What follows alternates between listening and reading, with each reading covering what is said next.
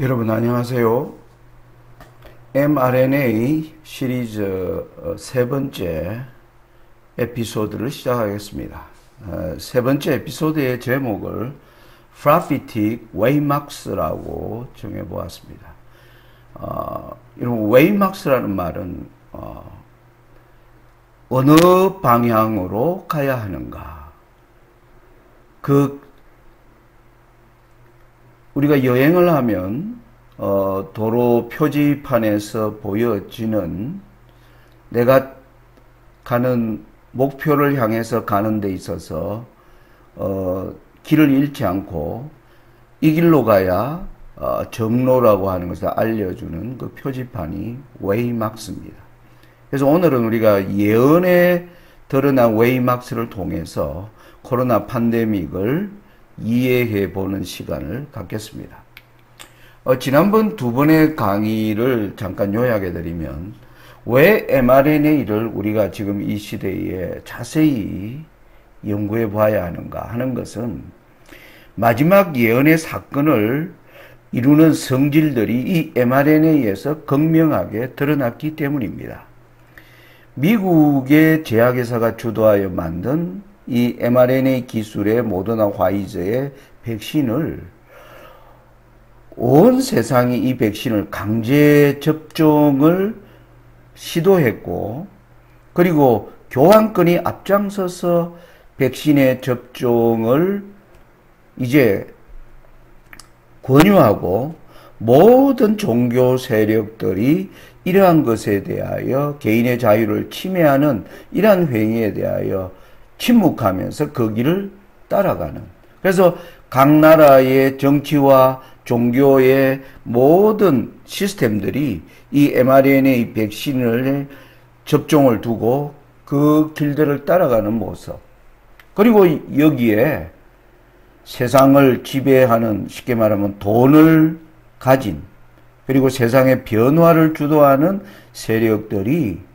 이 mRNA의 시스템에 다 결탁하는 모습을 보여주고 있기 때문에 우리가 이 문제를 가볍게 지나가서는 안 된다라는 뜻에서 이루어진 것임을 볼 수가 있습니다. 그래서 이 mRNA는 인간의 욕망과 기술의 결정체임을 지난 역사를 통해서 제가 설명을 드렸습니다. 그래서 이 코로나 팬데믹에서 이 코로나가 바이러스가 왜 이렇게 강한 전염력을 가지고 엄청나게 빠른 변이를 일으키는가 하는 것은 지난날에 우리 인류가 30년간 해왔던, 미국과 교황권이 주도해왔던 1990년대 이후를 우리가 살펴보면 생명과학이라는 이름으로 이루어진 DNA 연구에서 인간의 욕망을 충족하기 위하여 엄청난 자연계에, 식물계와 동물계에 가해진 유전자 조작 행위들, 그거로 인하여서 자연계에 엄청난 혼란이 일어났고, 이 혼란 가운데서 탄식하는 피조물들이 이제 살아남기 위한 그 발악에서 팬데믹이 일어난 것이다. 그래서 저는 이 코로나 팬데믹은 하나님의 율법을 떠난 인간의 탐욕으로 인해 피조물들에게 가해지는 고통이 가져온 재앙이자 하늘의 경고라고 설명드릴 수가 있다는 것입니다. 자, 그러면 오늘 세 번째 에피소드를 이제 시작하겠습니다. 제목이 뭐였습니까? Prophetic Waymarks. 길을 보여주는, 우리는 이 모든 사건에서 우리는 다시 하나님의 주신 예언으로 우리의 모든 시선을 집중해야 합니다. 사단은 하나님의 참된 예언을 우리가 이제 주목하지 않도록 하기 위해서 이 mRNA와 관련한, 또 지금 이 세상에 일어나는 여러 재앙으로 인해서 지금 엄청난 음모론들이 지금 확산되고 있고, 재림을 기다린다고 하는 신실한 무리들이 이러한 음모론에 귀를 기울이는 모습을 저는 굉장히 우려스럽게 보고 있습니다. 그래서 우리가 성경의 예언이 보여주는 웨이막스를 주의하는 것이 가장 핵심이다. 자, 그런 관점으로 오늘 세 번째 에피소드가 시작됨을 말씀을 드립니다. 여러분, 우리 제7난식이 예수 재림교회는 세상에 지금 존재하는 그 어떤 개신교회와 많은 다른 예언적 선물을 가지고 있습니다. 그것은 1844년 이후에 일어나는 하늘에서 이루어지는 그 일들에 대한 예언적 비전을 가지고 있는 유일한 교회가 저와 여러분이 속한 제7난식일 예수 재림교회라는 사실이죠.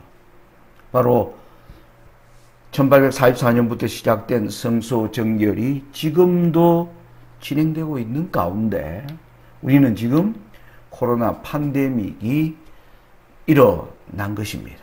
그러면 이 성소정결의 사역 가운데서 일어난 거의 지금 3년에 걸쳐서 세상을 아주 지난날의 세상과는 전혀 다른 세계로 이끌어가는 코로나 팬데믹을 우리는 예언에 보여주는 길에서 어떻게 이해하고 받아들여야 하는 것인가 하는 것입니다.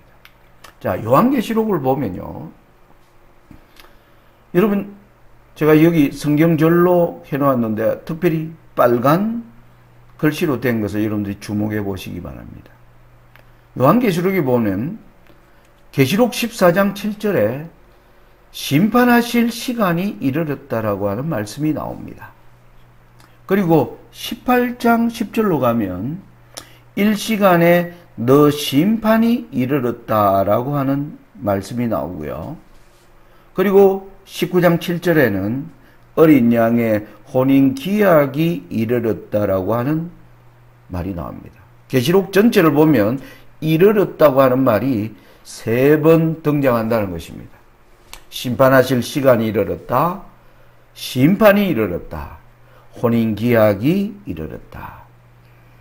이제 설명하겠지만 먼저 결론적으로 얘기하면 이 3분의 이름은 성소정결의 사역에 있어서 3가지 중요한 웨이막스, 길을 가르쳐주는 바로 표지판으로 등장한다는 사실입니다. 이렇게 도표로 그리면 이렇게 성소정결에 3개의 웨이박스가 있다. 심판하실 시간이 이르렀다. 일시간에 너 심판이 이르렀다. 어린 양의 혼인 기약이 이르렀다. 자, 그러면 이 의미가 무엇인지 우리가 엘렌 G 화이트의 정언을 좀 참고하도록 하겠습니다. 초기 문집 280페이지에 성소정결의 사역을 엘렌 G 화이트에서 이렇게 간단하게 정언을 하고 있는데요. 한번 읽어보겠습니다. 모든 사람의 운명이 생사간에 결정되었다. 예수께서 성소에서 봉사하시고 계시는 동안 죽은 의인들과 살아있는 의인들에 대하여 심판이 행하여졌다. 그리스도께서는 그분의 백성들을 위하여 대속하시고 그들의 죄를 도말하심으로 인하여 그의 왕국을 받으셨다. 그리고 왕국에 살 거민들이 결정되었다.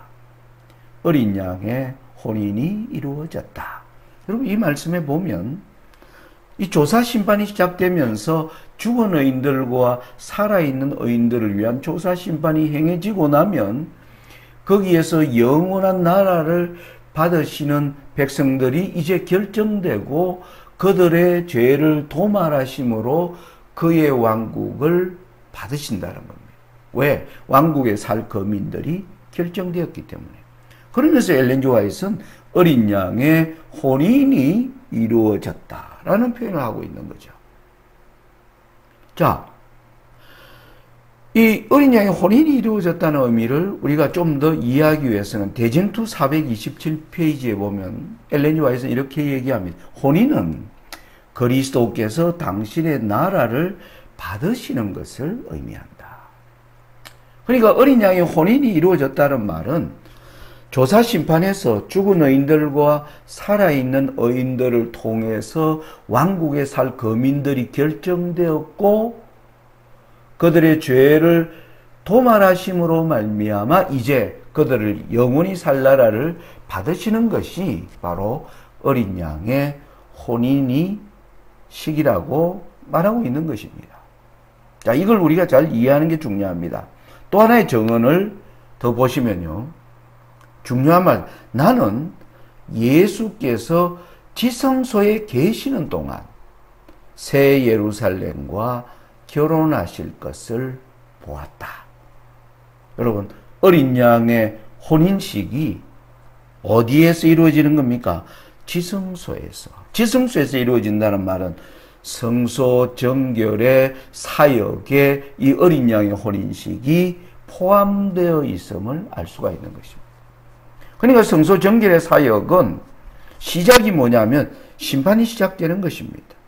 죽은 의인들을 위한, 살아있는 의인들을 위한 심판이 이루어지면 거기에서 영원히 살 거민들이 결정된 그들을 위하여 그들의 죄를 도말하시고 그들이 살 영원한 나라를 받으시면 바로 지성소에서 이루어지는 정결 예식이 끝나는데 바로 이 어린 양의 혼인식은 바로 지성소에서 이루어진다라는 것입니다.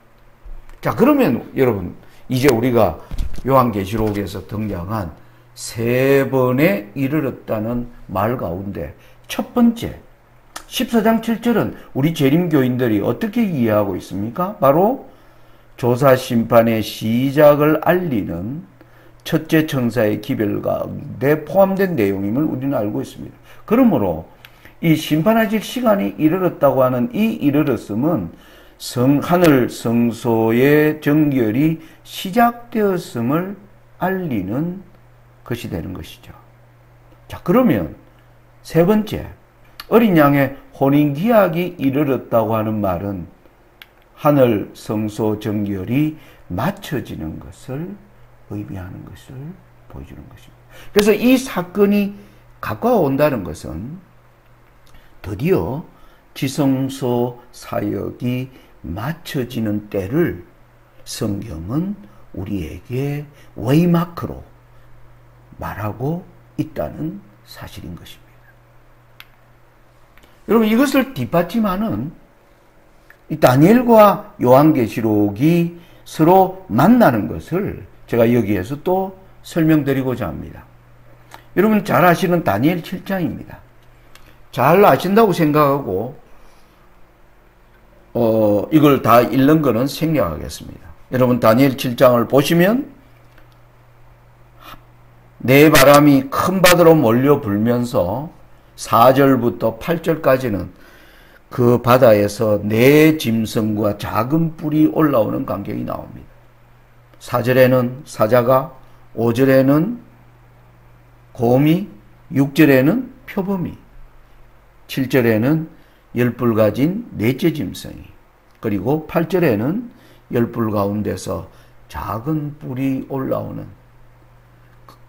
그 5개의 사자, 곰, 표범, 10뿔 가진 짐승, 작은 뿔이 보여지고 난 뒤에 6번째 이상은 9절과 10절입니다. 이걸 읽어보겠습니다. 내가 보았는데 왕자가 놓이고 예적부터 항상 계시니가 좌정하셨는데 그것은 희기가 눈 같고 그 머리털은 깨끗한 양의 털 같고 그 보호자는 불꽃이요 그 바퀴는 붙는 불이며 불이 강처럼 흘러 그 앞에서 나오며 그에게 수종하는 자는 천천히요 그 앞에 시위한 자는 만만이며 심판을 베푸는데 책들이 펴놓이더라. 6번째 이상의 내용은 하늘의 심판이 베풀어지는 광경. 우리는 이것이 바로 조사 심판의 광경이다. 이렇게 재림교회가 알고 있습니다. 그 다음 7번째가 11절 12절인데요. 많은 사람들이 이것에 대하여 연구되어 있지 않는 내용인데요. 아무튼 그러나 7번째 내용이 무슨 내용인지 파악을 하겠습니다. 읽어보겠습니다. 그때에 내가 그 큰 말하는 작은 뿔의 목소리로 인하여 주목하여 보는 사이에 짐승이 죽임을 당하고 그 시체가 상한 바 되어 붙는 불에 던진 바 되었으며 그 남은 모든 짐승은 그 권세를 빼앗겼으나 그 생명은 보존되어 정한 시기가 이르기를 기다리게 되었더라. 11, 12절은 다시 작은 뿔과 남은 짐승에 대하여 설명하는 것입니다. 그것은 바로 4절부터 8절까지 나왔던 짐승이 들을 이야기하는 내용인 것이 분명합니다. 그런데 이 작은 뿔이 붙는 불에 던진 바 되었는데 그 생명은 보존되어 정한 시기가 이르기를 기다리게 되었다. 정한 시기가 이르면 살아서 올라올 것임을 보여주는 내용인 것입니다. 내용을 지금 파악하는 것입니다. 자, 이게 7번째 이상입니다. 그리고 8번째 이상은 13절, 14절입니다. 내가 또 밤 이상 중에 보았는데 인자 같은 이가 하늘 구름을 타고 와서 예적부터 항상 계신 자에게 나와 그 앞에 인도됨에 그에게 권세와 영광과 나라를 주고 모든 백성과 나라들과 각 방언하는 자로 그를 섬기게 하였으니 그 권세는 영원한 권세라 옮기지 아니할 것이요 그 나라는 패하지 아니할 것이니라. 자, 8번째는 인자 같은 이가 나라를 받는 광경이죠. 자, 여러분 요약하면 이렇습니다. 1798년 이전에 우리 재림교회는 사자, 곰, 표범, 열불과 있는 작은 뿔은 1798년 이전에 일어나는 나라들을 나타내는 것이고 그 외에 6번째는 줄이면 심판이 베풀어지는 광경, 그리고 7번째는 때를 기다리는 정한 때를 기다리는 짐승의 모습, 그리고 8번째는 인자가 나라를 받는 광경, 이렇게 요약할 수 있는 것입니다. 자, 그런데 우리가 아까 대쟁투 420제 혼인이 그리스도께서 당신의 나라를 받으시는 것을 의미한다. 그래서 그러면 인자가 나라를 받는 것은 바로 혼인을 한다는 것을 의미하는 것임을 우리가 여기서 알 수가 있죠. 자, 그러면 여러분 요한계시록의 3번의 이르렀다와 다니엘 7장의 6째, 7째, 8째의 1798년 이후에 3개의 이상이 뭔가 여러분 일치하는 것을 느낄 수 있으십니까? 14장 7절에 심판하실 시간이 이르렀으면 바로 다니엘 7장의 6번째 하늘의 심판이 베풀어지는 광경. 18장 10절에 일시간에 너 심판이 이르렀다는 것은 때를 정한 때에 올라오는 짐승과 관련되어 있는 것임을 나타내고, 인자가 나라를 받는 것은 바로 어린 양의 혼인계약이 이르렀다는 것을 알리는 것임을 알 수가 있죠. 자, 우리 재림교회는 1798년 이전에 사자, 바벨론, 페르시아, 헬라, 로마 교황권이 일어나고 그 이후에 1798년 이후에는 하늘에서 이루어지는 심판의 광경, 그리고 땅에서 일어나는 정한 때를 기다리면서 올라오는 짐승, 그리고 다시 하늘에서 인자가 나라를 받는 것을 우리가 어린 양의 혼인식이라 했으니까, 자, 이제 이렇게 우리가 도표를 정리할 수가 있는 것입니다. 여러분, 다니엘서의 시작을 알리는 다니엘 7장의 예언과 계시록의 마지막 예언들이 어떻게 일치되고 있는가를 여러분들이 확인하실 수 있습니다. 우리가 이러한 사실을 바탕으로 예언이 보여주는 이 외막스에 치중해야 하는 것입니다. 자, 그런데 이제 좀 더 설명이 필요한 게 뭐냐면, 자, 심판의 시작과 어린 양의 혼인식, 우리가 지금 무슨 일인지 이제 이해했습니다. 그런데 이 사이에 때를 기다리는 짐승이 등장을 하는 거죠. 그리고 계시록에도 일시간에 너 심판이 이르렀다 하리로다. 자, 그런데 여러분, 심판과 어린 양의 혼인식은 하늘에서 이루어지는 것입니다. 하늘에서 지금 산자들과 죽은 자들과 산자들의 모든 믿음의 그들이 어떠한 믿음의 열매를 가졌는지를 이제 심판하는 일들. 그리고 예수님이 그들을 위하여 영원한 나라 새 예루살렘을 받으시는 일들은 땅에서 이루어지는 게 아니고 하늘에서 이루어지는 것입니다. 자, 그런데 때를 기다리는 짐승과 이 일시간에 너 심판이 이르렀다는 것은 바로 땅에서 오늘 저와 여러분이 사는 이 지구에서 벌어지는 일들입니다. 그러니까 그러면 이 하늘에서 일어나는 일 사이에 이 일이 기록된 것은 어떤 의미일까요?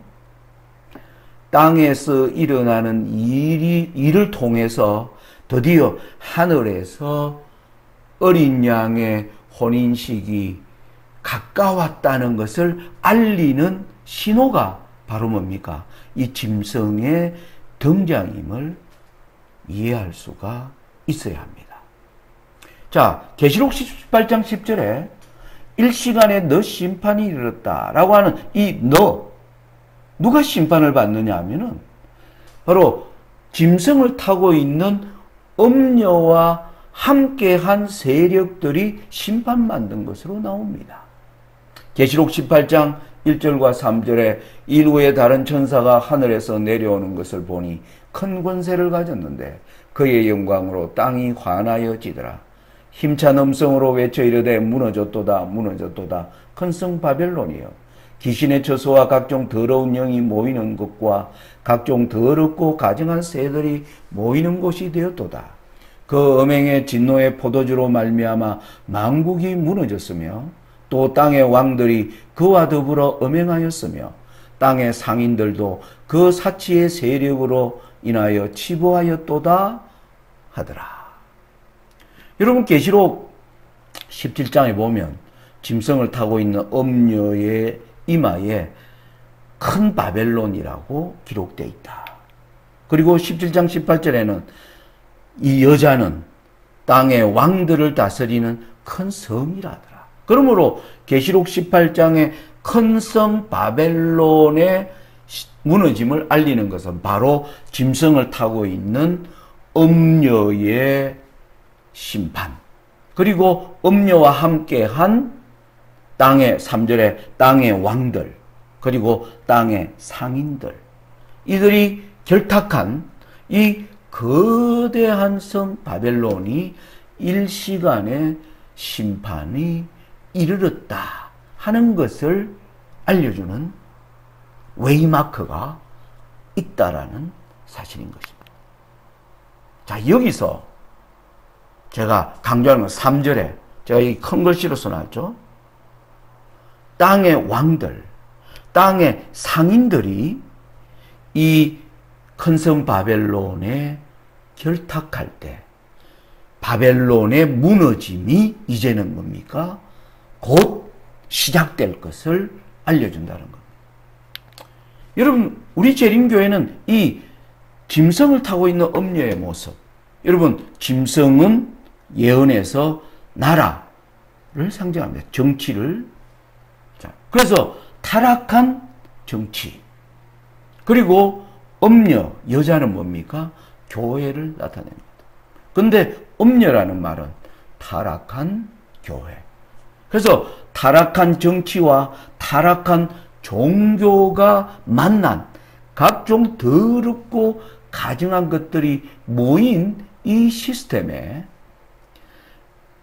드디어 누가 결탁합니까? 땅의 왕들이 이 음녀와 더불어 음행하고 땅의 상인들이 그 사치의 세력을 인해 치부할 때 이 바벨론의 무너짐이 이제 시작된다는 사실을 계시록 18장이 보여준다는 거죠. 그러면 여러분 여기 땅의 왕들은 이해가 될 겁니다.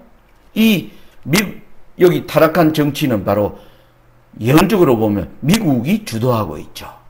그리고 타락한 종교는요, 교황권입니다. 그래서 미국과 교황권이 주도하는 이 더러워진 하나님의 진리를 완전히 짓밟는 더러운 세상에 드디어 땅의 왕들, 수많은 나라들의 통치자들이 이제 결탁하고 땅의 상인들이 그 사치의 세력을 인하여 치부하더라. 이렇게 표현돼요. 그러면 왕들은 여러분 이해하실 테니까 상인들이 그러면 오늘날 어떻게 이해해야 될 것인가 하는 것입니다. 이것은 고대 용어입니다. 요한계시록이 지금으로부터 2000년 전에 기록된 책이니까요. 자, 그러면 당시의 상인들, 그 당시 거대한 배를 가지고 혹은 뭡니까? 국경을 넘어서 다니는 수많은, 그리고 이들이 뭐합니까? 배를 타고 바다를 건너 이들이 오면 왕들이 이들을 만나러 왔습니다. 그리고 왜 땅의 상인들이 무엇을 상징할까요? 땅의 상인들은 세상의 변화를 주도하는 세력들입니다. 이들은 부를 가지고 있고요. 그리고 그들이 여행을 이제 성공리에 여행을 마치게 되면 명예를 가지게 되고요. 그리고 부를 확보하는, 치부하는 일들이 생겨납니다. 여러분 생각해 보십시오. 지금과 같은 통신이 없던 시대, 그 당시 세상의 변화를 가장 먼저 아는 사람들은 왕들입니까? 아닙니다. 국경을 넘어 장사하러 다니는 이 상인들이 다시 예를 들어서 여러분 조선을 떠나 중국을 다녀온 상인들이 돌아왔다는 소문이 들리면 왕들과 고관 대작들이 상인들을 만나는 것. 만나서 뭘 묻습니까? 너 그 땅에 가서 무슨 일이 일어나더냐? 그리고 그 땅에서 어떠한 진귀한 보물을 가지고 왔는가? 여러분, 땅의 상인들은 세상의 변화를 주도하는 세력들입니다. 그리고 뭘 가져요? 부와 명예를 가진 세력들을 나타냅니다. 이해되십니까? 자, 그러면 여러분가 코로나 팬데믹을 생각해 보십시오. 여러분, 코로나 팬데믹에서 모든 것이 셧다운 되었습니다. 기업, 항공, 여행, 학교 문 닫았죠. 교회도, 극장, 공연 전부 취소되었습니다. 스포츠도 취소되고요. 한다면 무관중으로 자영업인들이 다 무너져 내렸습니다. 그런데 이 가운데 코로나로 말미암아 치부하고 코로나로 말미암아 더 사치스럽게 살아가는 대표적인 인물, 제가 하나 바로 앨런 머스크를 여기에 올려놓았습니다. 이 사람이 팬데믹이 오기 전에 재산이 거의 한 50조, 60조. 그런데 코로나 팬데믹이 오면서 그 재산이 200조, 300조. 엄청나게 돈을 벌었습니다. 왜 그렇습니까? 코로나 팬데믹으로 인해 가장 모든 것들이 다 무너졌는데 오로지 잘된 것이 바로 통신이 발달했습니다. 여러분, 전부 사람들이 집에 갇혀 있으니 여행도 다니지 못하고 SNS로 통신은 점점 더 발달하면서 이 통신을 지배하고 있는 세력들이 엄청난 돈을 번 겁니다. 여러분, 빌 게이츠로 대표하는 마이크로소프트, 구글, 애플, 페이스북, 아마존, 테슬라. 여러분, 여기 나오는 세계를 주도하는 뭡니까? 통신을 주도하는 세력들. 전부 여러분 보시면 전부 미국에 기반을 둔 기업들입니다. 여러분, 이들이 코로나 팬데믹 가운데 이들이 엄청난 돈을 벌어서 달나라 수백억, 수억의 돈을 가지고 뭡니까? 달나라 여행을 하는 장면들을 우리는 보아왔습니다. 여러분, 이들이 mRNA에 다 결탁합니다. 왜 mRNA에 이들이 많은 돈을 투자하고 함께, 왜? 이게 인간의 생명을 뭐합니까? 120세, 150세 시대를 열어줄 것이라고 보기 때문입니다. 여러분, 팬데믹을 통해서 우리가 본 것은 mRNA 기술이 열리자 이 인간의 고유의 자유, 백신을 접종할 자유와 접종하지 않을 자유를 강제하려고 하는 타락한 정치와 종교의 모든 국가들이 이 길을 따라가고 세계를 지배하는 세력들이 연합하는 장면은 바로 큰 성 바벨론의 무너짐을 경고하는 예언과 바로 상관이 있다는 사실을 좀 기억하는 것입니다. 여러분, 자, 여기에는 또 하나의 중요한 영적 의미가 있습니다. 왜 하늘에서 이루어지는, 하늘의 심판이 시작되고 어린 양의 혼인식이 이루어지는, 하늘에서 이루어지는 일 사이에 이 일이 기록되어 있는가? 여러분 잘 아시는 주기도문이죠. 제가 여기에 여러분 사각으로 표시한 부분 보십시오. 나라의 임하옵시며 뜻이 하늘에서 이룬 것 같이 땅에서도 이루어지이다. 여러분, 하나님 나라가 이루어지기 위해서 하늘에서 지금 한 백성을, 그 나라를 이루기 위한 한 백성이 준비되는 이때에 이게 하늘에서 뜻이 이루어지는, 땅에서도 그 뜻이 이루어져야 하는 것입니다. 땅을 망하게 하는 자들을 심판하는 일들이, 그래서 바로 조사 심판과 어린 양의 혼인식 사이에 짐승이 등장하는 것입니다. 그래서 우리는 이 짐승의 등장을 통하여 드디어 뜻이 하늘에서 어떻게 이루어지는가를 알 수 있게 성경이 예언을 통해 웨이막스를 기록하고 있다는 것입니다. 여러분, 예수님이 마지막 6월절 자신의 죽음을 앞둔 예루살렘을 방문하였을 때 그 예루살렘을 보시면서 우시며 하신 말씀이, 가까이 오사 성을 보시고 우시며 가라사대 너도 오늘날 평화에 관한 일을 알았다면 좋을 뻔하였거니와 지금 너 눈에 숨기웠도다. 그들에게, 이스라엘 백성들의 잠깐의 평화가 있었습니다. 여러분, 코로나로 말미암아 어두워진 세상에 지금 다시 잠깐 동안의 예배와 스포츠와 공연과 여행이 뭡니까? 자유롭게 되는 이 주어진 잠깐 동안의 평화의 의미를 우리가 이해해야 하는 것입니다. 하나님의 백성들의 눈에 이것이 숨겨져 있다는 것입니다. 날이 이를지라 너 원수들이 토성을 쌓고 너를 둘러 사면으로 가두고 또 너와 및 그 가운데 있는 너 자식들을 땅에 메어치며 돌 하나도 돌 위에 남기지 아니하니니 이는 권고받는 날을 너가 알지 못함을 인함이니라.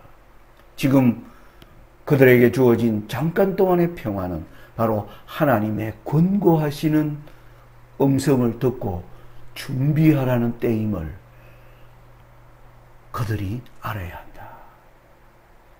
오늘 세 번째 에피소드를 마치면서 저는 지금 우리에게 주어진 이 2022년 하반기 7월이 시작되었습니다.